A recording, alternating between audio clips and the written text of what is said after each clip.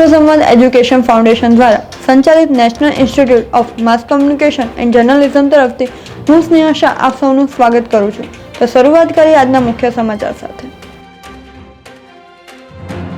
2024-25માં 10 લાખથી વધુ વસ્તી ધરાવતા શહેરોમાં અમદાવાદે પ્રથમ સ્થાન મેળવ્યું છે.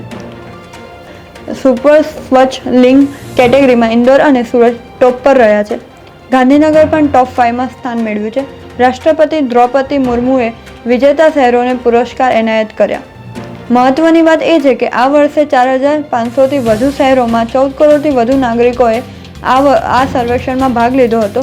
વડાપ્રધાનના માર્ગદર્શન હેઠળ ચલાવતા સ્વચ્છ ભારત મિશન હેઠળ આ ઐતિહાસિક સિદ્ધિ ગુજરાત માટે ગર્વજનક બની છે. રાષ્ટ્રધર્મ પ્રતિષ્ઠાના દ્વારા વંદે માતરમ સપ્તાહની ઉજવણી શરૂ થઈ છે.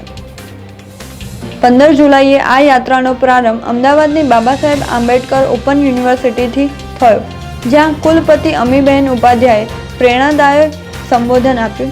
પુણેના સંશોધક મિલિંદ સબનીશની ટીમે ઓડિયો વિઝ્યુઅલ નાટ્ય દ્વારા વંદે માતરમ યાત્રા રજૂ કરી.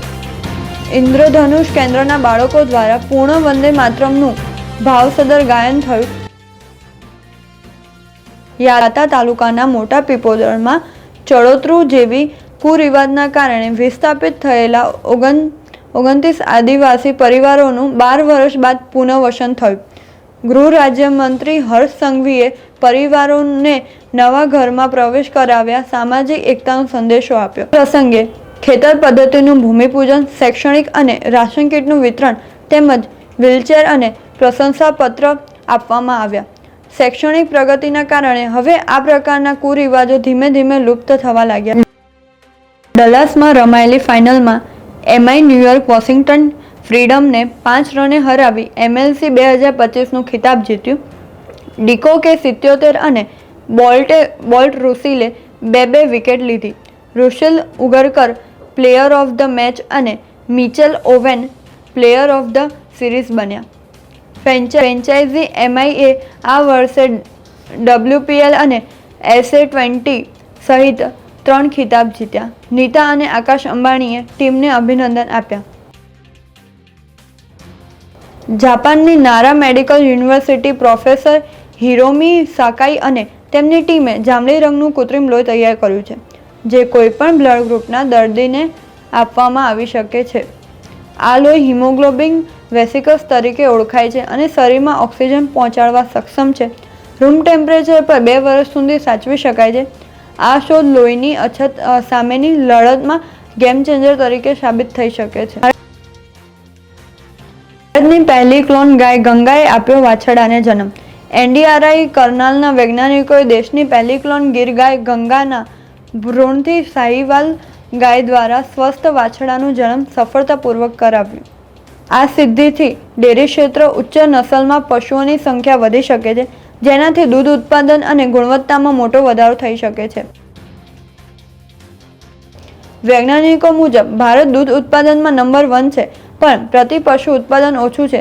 કચ્છના બર્નિન મેદાનોમાં જૈવ વિવિધતા મજબૂત બનાવવા માટે વનતારાના સંયોગથી 70 હેક્ટર સંરક્ષિત વિસ્તારમાં 20 ચિત્તલ વસાવાયા. જામનગર સ્થિત વનતારાને ફેસિલિટીમાંથી ખાસ એમ્બ્યુલન્સમાંથી લાવવામાં આવ્યા અને વન વિભાગના નિરીક્ષણ હેઠળ છોડવામાં આવ્યા. બર્નિનના પર્યાવરણીય સંતુલન પુનઃસ્થાપિત કરવા માટે ઓનગોઈંગ પ્રયાસોનું આ મહત્વપૂર્ણ પગથિયું છે. અદાણી ગ્રુપે અદાણી વિલ્મર એગ્રી બિઝનેસમાં તેનો 20% હિસ્સો ₹7,150 કરોડ વિલ્મર ઇન્ટરનેશનલને વેચી દીધો છે. આ ટ્રાન્ઝેક્શન બાદ વિલ્મર ઇન્ટરનેશનલનો હિસ્સો 64% થઈ ગયો છે અને હવે બહુમતી હિસ્સેદાર બની ગયું છે. અદાણી હવે તેના કોર ઇન્ફ્રાસ્ટ્રક્ચર બિઝનેસ પર ફોકસ કરશે. હુરુન ઇન્ડિયા અંડર 30 2025ની લિસ્ટમાં ઝેપ્ટોના કેવલ્ય વોહરા અને આદિત્ય પાલિયા ટોપ પર છે. 79 યુવા ઉદ્યોગ સાહસિકોની સરેરાશ ઉંમર 28 વર્ષ છે અને 83% ફર્સ્ટ જનરેશન ફાઉન્ડર છે. મુંબઈમાં સૌથી વધુ 15 સ્ટાર્ટઅપ ફાઉન્ડર છે.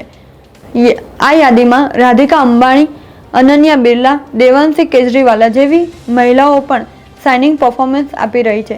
નાના શહેરોમાંથી પણ ઉદ્યોગસાહસિકો આગળ આવી રહ્યા છે. રાજ્ય સરકારે શરૂ કરેલા મેદસ્વીતા મુક્ત ગુજરાત અભિયાન હેઠળ આઈઆઈએમ અમદાવાદે ઓબેસિટી ક્લિનિક માટે મોડેલ ફ્રેમવર્ક તૈયાર કરશે. અમદાવાદ સિવિલ હોસ્પિટલમાં ડાયટિશિયન ઓપીડીની શરૂઆત થઈ છે, જ્યાં નિઃશુલ્ક ડાયટ પ્લાન આપવામાં આવે છે. જંક ફૂડ સામે જાગૃતિ માટે વિદ્યાર્થીઓને ખાંડની માત્રામાં જાણકારી આપવામાં આવશે અને શાળાઓમાં ફૂડ પેકેટ પર શુગર લેબલ લગાવવાની યોજના પર વિચારણા ચાલી રહી છે. સેવી સ્વરાજ એક્વેટિક કોમ્પ્લેક્સમાં યોજાયેલી સ્ટેટ ચેમ્પિયનશિપમાં રાજપથ ક્લબના જહાન પટેલે ગ્રુપ 1 બોયઝના બેસ્ટ સ્વિમરનો ખિતાબ જીત્યો. જહાને કુલ 6 ગોલ્ડ મેડલ અને 2 બ્રોન્ઝ મેડલ જીત્યા, જેમાં 50 અને 100 મીટર બેકસ્ટ્રોકમાં નવા સ્ટેટ રેકોર્ડ પણ નોંધાવ્યા. જર્મનીના રૂહમાં 16 થી 27 જુલાઈ સુધી યોજાનારા FISU વર્લ્ડ યુનિવર્સિટી ગેમ માટે ભારતની ટેબલ ટેનિસ ટીમમાં સુરતના આયાઝ મુરાદ સુકાની અને દેવર્ષ વાઘેલા ખેલાડી તરીકે પસંદ થયા છે. બંને ખેલાડી ત્રાપિત વેલી ટીટી સેન્ટર સુરત ખાતે તાલીમ લે છે.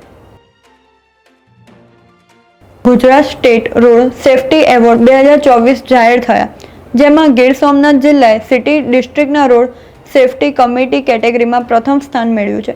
ખેડા અને મહીસાગર બીજા અને તૃતીય ક્રમે રહ્યા. સ્વૈચ્છિક સંસ્થાઓ રાજકોટ વાડીના ટોલવે પરિવર્તન ટ્રસ્ટ અને રાષ્ટ્રીય રક્ષા યુનિવર્સિટી યુનિસેફ ગાંધીનગરને સન્માન મળ્યું.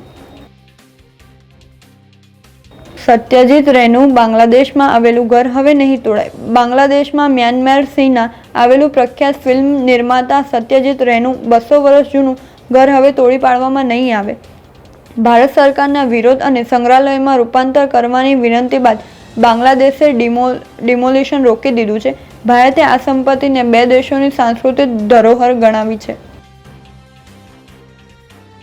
મુસાફરોની સુરક્ષાને ધ્યાનમાં રાખીને રેલવે તમામ ટ્રેનોમાં કોચમાં 4 અને એન્જિનમાં 6 હાઈટેક સીસીટીવી કેમેરા લગાવાશે.